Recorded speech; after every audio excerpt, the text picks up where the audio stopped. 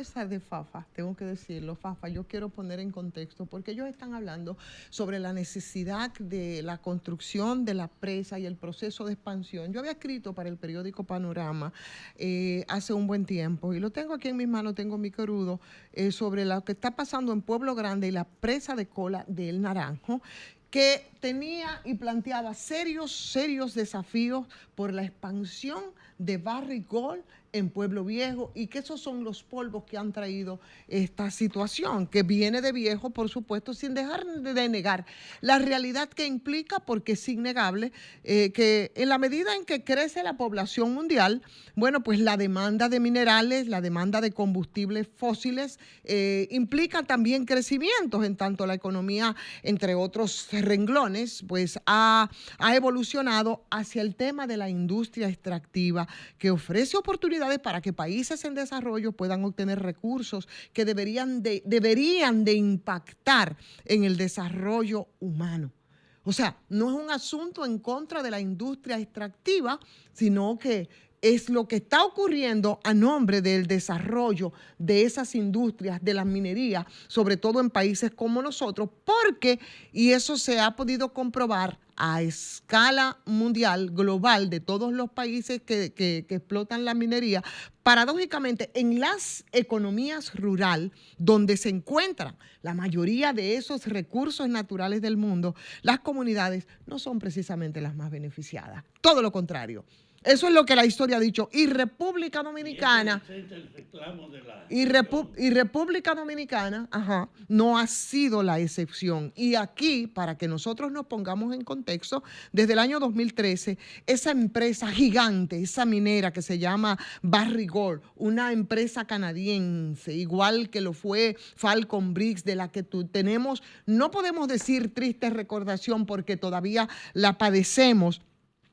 explota una extensión enorme, una extensión montañosa de 4.800 hectáreas ahí en las comunidades de Pueblo Viejo, en la provincia de Sánchez Ramírez, después de una inversión, según los datos que están ahí, ustedes pueden buscarlo, de 4.500 millones de dólares, y que según la misma empresa Barrick Gold, no se ha recuperado en su totalidad, dicen ellos, a pesar de los pagos que han hecho al Estado Dominicano de impuestos y otros conceptos. Eso dice la empresa. O sea que el potencial de vida útil de esta empresa sobrepasa los 20 años adicionales para la extracción de oro y plata de alta cotización en el mercado internacional. Por eso hay que hablar sobre los precios del oro en este momento para entender algunas cosas, que se ha convertido definitivamente en el principal desafío de esa empresa, que desde hace más de 2 años está clamando todo el tema sobre la necesidad de expandirse. Y efectivamente, desde el 2021, la empresa Barrick Gold ha estado hablando sobre esa posibilidad de expansión. Pero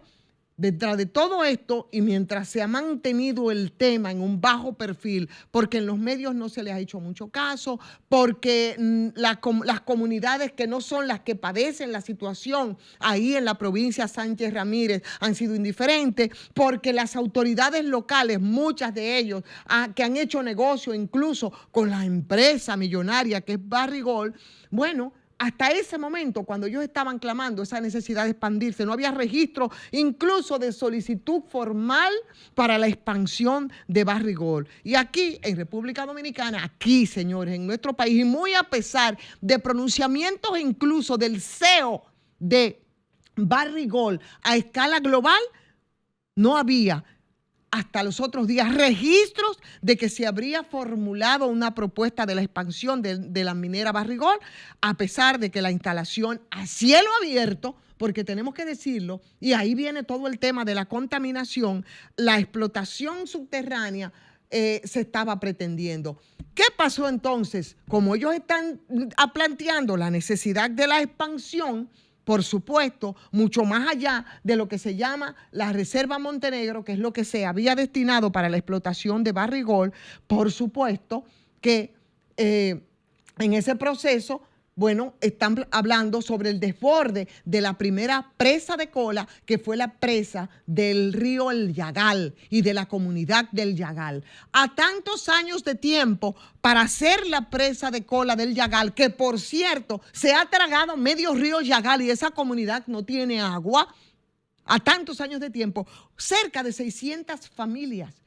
estaban pidiendo la reubicación. Ni siquiera nos queremos poner en el fondo del problema de lo que implica para el país, de si nos pagan lo justo, de que si ellos son juez y parte y ellos determinan los precios, de cómo está fluctuando el precio del oro, de que ellos se han ganado en esos más de 20 años, de por qué están solicitando la expansión, de si el espacio en donde ellos van a interactuar, nosotros tenemos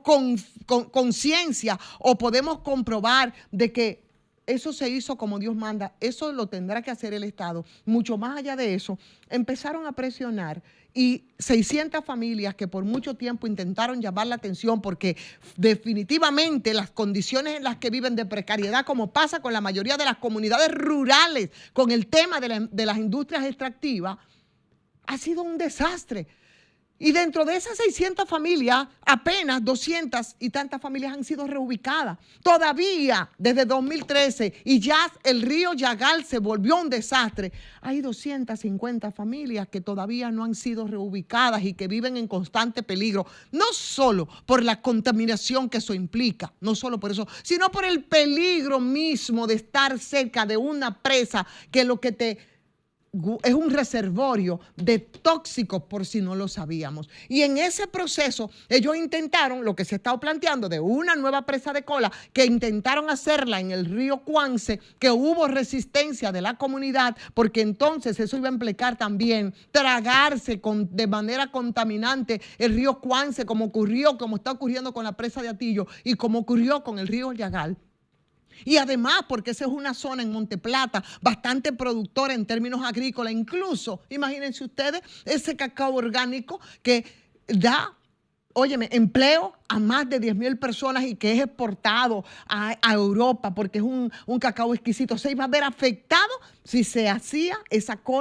presa de cola que requiere para su expansión Barrigol. Y ahí están en la comunidad de Zambrana. ¿Qué es lo que ocurrió entonces en el día de ayer? Y me he ido tanto tiempo atrás y un poco qué es lo que está pasando y qué es lo que demanda Barrigol, por lo menos en términos generales. Bueno, están viéndose en el espejo de todavía familias que están penando, que están enfermas, porque muchos farsantes que debieron de estar acompañando a la comunidad hicieron levantamiento. Señores, y en términos de salud, la mayoría de las mujeres y de las niñas en esa zona tienen propensión al cáncer cérvico-uterino por la contaminación que emana de la Barrigol y a nadie le importa. Pero además necesitan una reubicación justa. Y eso es lo que está demandando. Y ahí, en estas luchas, bueno, pues se han hecho acompañar incluso de sacerdotes que son sacerdotes de la base y que históricamente han hecho un trabajo de acompañamiento de la comunidad, lo que no han hecho las autoridades locales. Ya ustedes vieron cuáles fueron los resultados. El sacerdote Johnny, el padre Johnny, ayer fue herido de un perdigonazo y otras personas también fueron heridas de perdigonazo por miembros del ejército y de la policía que nosotros pagamos y que, según denuncian los comunitarios, estaban bajo las órdenes de Barrigol y sus ejecutivos. Señores, y eso es dramático dentro de la situación que se está viviendo. La resistencia no es ni siquiera por la que la comunidad se empoderó cuando quisieron instalar su presa de cola en Cuance, sino para que, como un derecho humano de vida, se les movilice